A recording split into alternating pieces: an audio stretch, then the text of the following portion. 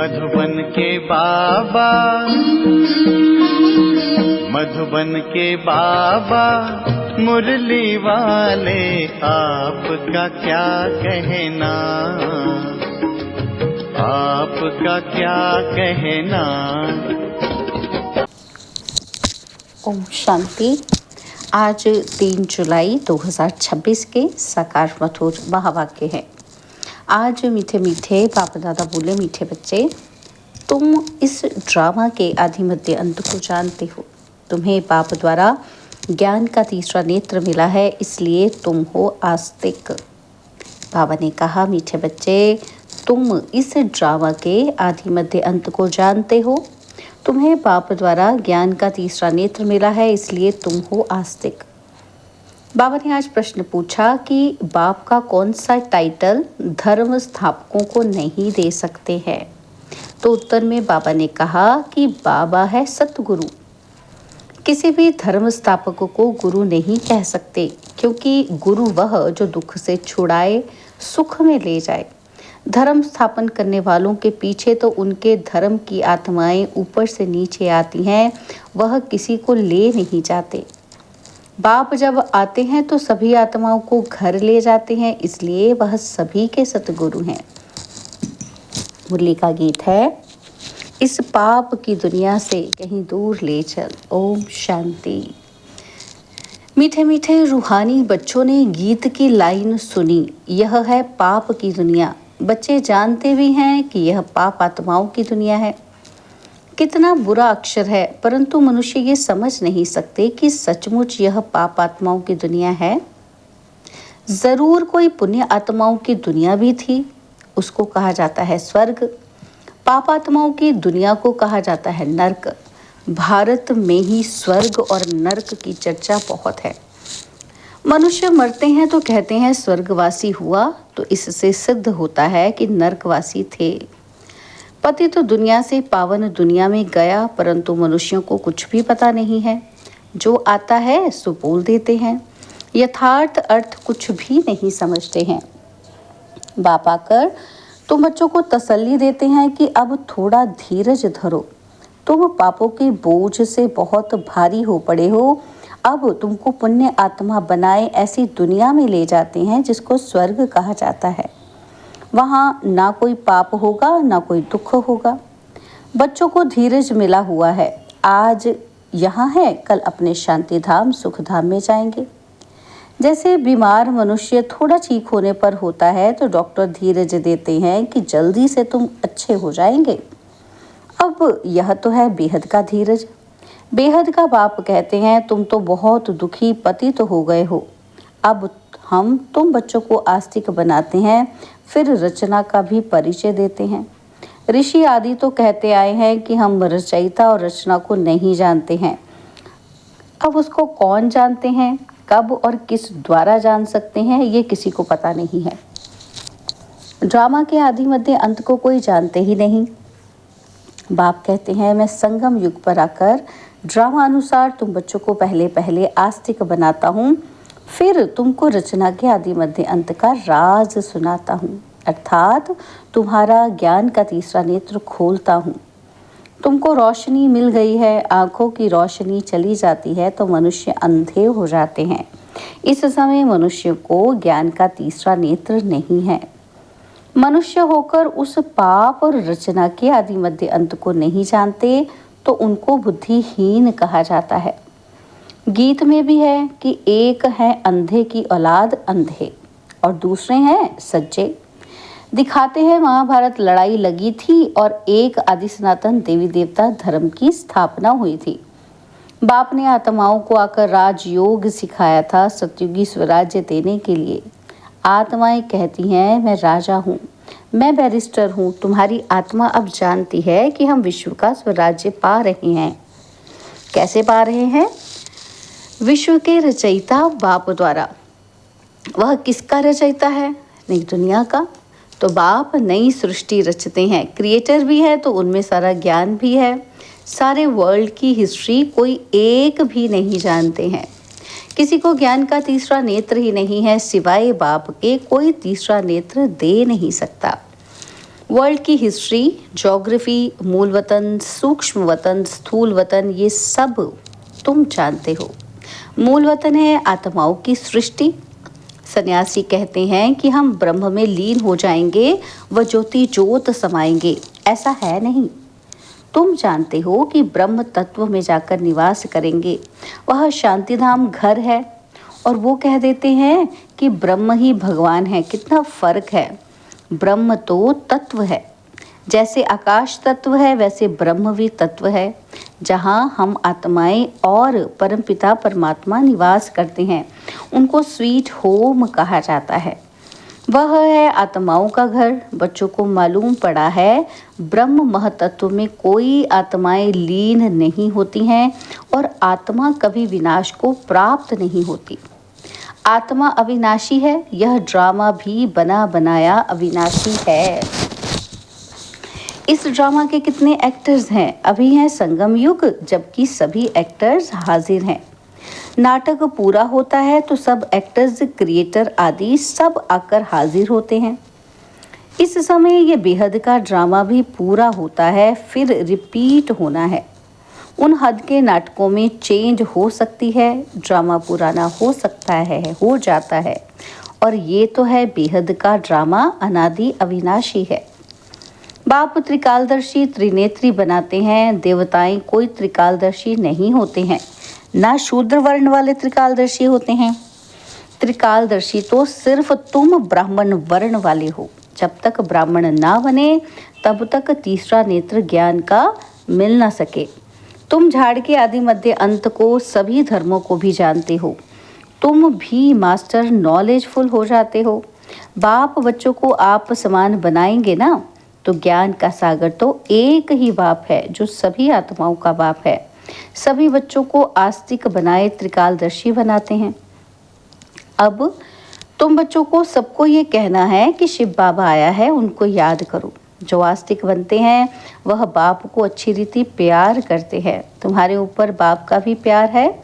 तुमको स्वर्ग का वर्षा देते हैं। गाया हुआ है कि विनाश काले विपरीत बुद्धि विनशंति और विनाश काले प्रीत बुद्धि विजयंती। गीता में कोई कोई अक्षर सच्चे हैं। श्रीमद् भगवत गीता है सर्वोत्तम शास्त्र। आदि सनातन देवी देवता धर्म का शास्त्र। यह भी समझाया है कि मुख्य धर्म शास्त्र हैं ही 4, और जो धर्म वाले हैं वो आते ही हैं सिर्फ अपने धर्म की स्थापना करने। राजाई आदि की बात नहीं। उनको गुरु भी नहीं कह सकते। गुरु का तो काम ही है वापस ले जाना। इब्राहिम, बुद्ध, क्राइस्ट आदि तो आते हैं, फिर उनके पिछाड़ी उनकी वंशावली भी आती है। गुरु वह जो दुख से छुड़ाए और सुख में ले जाए। वह तो सिर्फ धर्म स्थापन करने आते हैं, और यहाँ तो बहुतों को गुरु कह देते हैं। ब्रह्मा विष्णु शंकर को भी गुरु नहीं कह सकते। एक शिव बाबा ही सर्व का सदगति दाता है।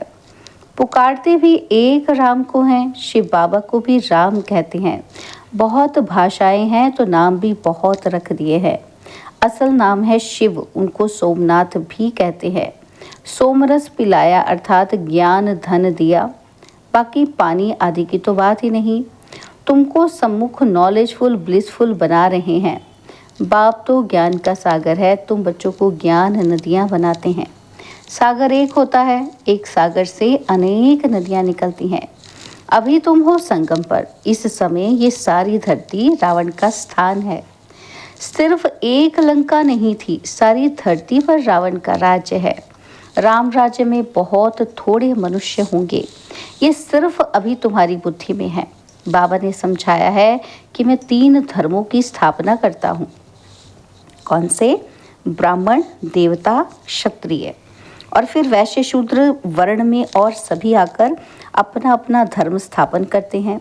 अनेक धर्मों का विनाश भी कराते हैं। भारत में त्रिमूर्ति का चित्र भी बनाते हैं, परंतु उसमें शिव का चित्र गुम कर दिया है। शिव से ही सिद्ध होता है कि परमपिता परमात्मा शिव ब्रह्मा द्वारा स्थापना, विष्णु द्वारा पालना कराते हैं। उनको करण करावन हार कहा जाता है। खुद भी कर्म करते हैं, तुम बच्चों को भी सिखलाते हैं। कर्म अकर्म विकर्म की गति भी समझाते हैं। रावण राज्य में तुम जो कर्म करते हो वह विकर्म बन जाता है। सतयुग में जो कर्म करते हो वह अकर्म हो जाता है। यहाँ विकर्म ही होता है क्योंकि रावण का राज्य है। सतयुग में 5 विकार होते ही नहीं। एक एक बात समझने की है और सेकंड में समझाई जाती है। ओम का अर्थ वो लोग तो बहुत विस्तार से समझाते हैं। बाप कहते हैं ओम माना अहम आत्मा और ये मेरा शरीर। कितना सहज है। और तुम समझते हो कि हम सुखधाम में जा रहे हैं। श्री कृष्ण के मंदिर को सुखधाम कहते हैं, है भी कृष्णपुरी। माताएं कृष्णपुरी में जाने के लिए बहुत मेहनत करती हैं। तुम अभी भक्ति नहीं करते हो, तुमको ज्ञान मिला है और कोई मनुष्य मात्र में यह ज्ञान नहीं है। मैं तुमको पावन बनाकर जाता हूँ और फिर पतित कौन बनाते हैं ये कोई बता ही ना सके। सब मेल अथवा फीमेल भक्तियाँ हैं, सीताएं हैं। सबकी सद्गति करने वाला बाप है। सब रावण की जेल में है, ये है ही दुख धाम। बाप तुमको सुखधाम का मालिक बनाते हैं। ऐसे बाप को 5000 वर्ष बाद सिर्फ तुम देखते हो। लक्ष्मी नारायण की आत्मा को अब नॉलेज है। हम छोटेपन में ये कृष्ण हैं, फिर बड़े बनेंगे, ऐसे शरीर छोड़ेंगे और फिर दूसरा लेंगे और कोई को तो ये नॉलेज नहीं है।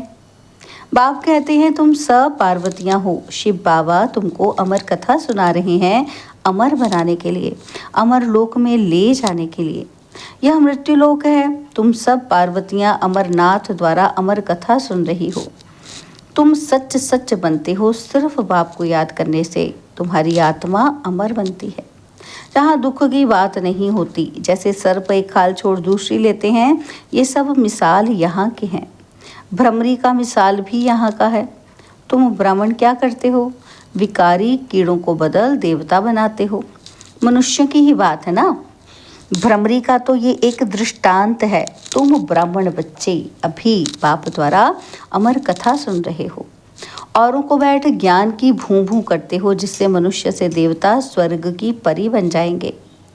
बाकी ऐसे नहीं कि मानसरोवर में डुबकी लगाने से कोई परी बन जाएंगे। ये सब है झूठ। तुम झूठ ही सुनते आए हो। अब बाप ट्रुथ सुनाते हैं। अब बाप कहते हैं अपने को आत्मा समझो। तुम समझते हो निराकार परमपिता परमात्मा इस मुख के द्वारा सुना रहे हैं। हम इन कानों द्वारा सुन रहे हैं। आत्म अभिमानी बनना है और फिर परमात्मा भी रियलाइज कराते हैं मैं कौन हूँ। दूसरा कोई आत्म अभिमानी बना ही ना सके सिवाय बाप के, और कोई कह ना सके क्या कि तुम आत्म अभिमानी बनो। शिव जयंती भी मनाते हैं, परंतु उनकी जयंती कैसे है ये नहीं जानते। बाप ही खुद आकर समझाते हैं कि मैं साधारण बूढ़े तन में प्रवेश करता हूँ, नहीं तो ब्रह्मा आएगा कहाँ से। पतित तन ही चाहिए। सूक्ष्म वतनवासी ब्रह्मा में विराजमान होकर तो ब्राह्मण नहीं रचेंगे। कहते हैं मैं पतित शरीर पतित दुनिया में आता हूँ। गाया हुआ है कि ब्रह्मा द्वारा स्थापना, और फिर जिसकी स्थापना करते हैं जो ये ज्ञान पाते हैं वो देवता बन जाते हैं। मनुष्य ब्रह्मा का चित्र देखकर मूंझ जाते हैं, कहते हैं ये तो दादा का चित्र है। प्रजापिता ब्रह्मा तो जरूर यहाँ होगा। सूक्ष्म वतन में कैसे प्रजा रचेंगे। प्रजापिता के बच्चे हजारों ब्रह्मा कुमार कुमारियां हैं। छूट थोड़ी होगा। हम शिव बाबा द्वारा वर्षा पा रहे हैं। तुम बच्चों को समझाया है कि वह अव्यक्त ब्रह्मा है। प्रजापिता तो साकार में चाहिए। यह पतित ही तो पावन बनते हैं। तत्त्वम। अच्छा, मीठे मीठे सिकिलदे बच्चों प्रति माता पिता बाप दादा का याद प्यार और गुड मॉर्निंग। रूहानी बाप की रूहानी बच्चों को नमस्ते। हम रूहानी बच्चों की रूहानी बाप दादाजी को दिलवा जान सिकवा प्रेम से नमस्ते। ओम शांति। प्यारे बाबा, मीठे बाबा, मेरे बाबा, शुक्रिया बाबा, शुक्रिया बाबा, शुक्रिया। धारणा के लिए मुख्य सार है। पहला पॉइंट है आत्म अभिमानी बनकर इन कानों द्वारा अमर कथा सुननी है। ज्ञान की भूभू कर आप समान बनाने की सेवा में रहना है। सेकंड पॉइंट है बाप समान नॉलेजफुल ब्लिसफुल बनना है। सोमरस पीना और पिलाना है। बाबा ने आज वरदान दिया, माया के विघ्नों को खेल के समान अनुभव करने वाले मास्टर विश्व निर्माता भव। माया के विघ्नों को खेल के समान अनुभव करने वाले मास्टर विश्व निर्माता भव। जैसे कोई बुजुर्ग के आगे छोटे बच्चे अपने बचपन के अलबेलेपन के कारण कुछ भी बोल दें, कोई ऐसा कर्तव्य भी कर ले, तो बुजुर्ग लोग समझते हैं कि ये निर्दोष अनजान छोटे बच्चे हैं, कोई असर नहीं होता है। ऐसे ही जब आप अपने को मास्टर विश्व निर्माता समझेंगे तो यह माया के विघ्न बच्चों के खेल समान लगेंगे। माया किसी भी आत्मा द्वारा समस्या, विघ्न व परीक्षा पेपर बनकर आ जाए तो उसमें घबराएंगे नहीं, लेकिन उन्हें निर्दोष समझेंगे। स्लोगन है, स्नेह, शक्ति और ईश्वरीय आकर्षण स्वयं में भरो तो सब सहयोगी बन जाएंगे। स्नेह, शक्ति और ईश्वरीय आकर्षण स्वयं में भरो तो सब सहयोगी बन जाएंगे। बाबा के व्यक्त इशारे हैं, ज्वाला रूप स्थिति में रह शक्तिशाली याद का अनुभव करो। बाबा कहते हैं, अभी ज्वालामुखी बन आसुरी संस्कार, आसुरी स्वभाव सब कुछ भस्म करो। जैसे देवियों के यादगार में दिखाते हैं कि ज्वाला से असुरों का संहार किया। असुर कोई व्यक्ति नहीं, लेकिन आसुरी शक्तियों को खत्म किया। यह अभी आपकी ज्वाला स्वरूप स्थिति का यादगार है। अब ऐसी योग की ज्वाला प्रज्वलित करो जिसमें ये कलयुगी संसार जलकर भस्म हो जाए। अच्छा, ओम शांति।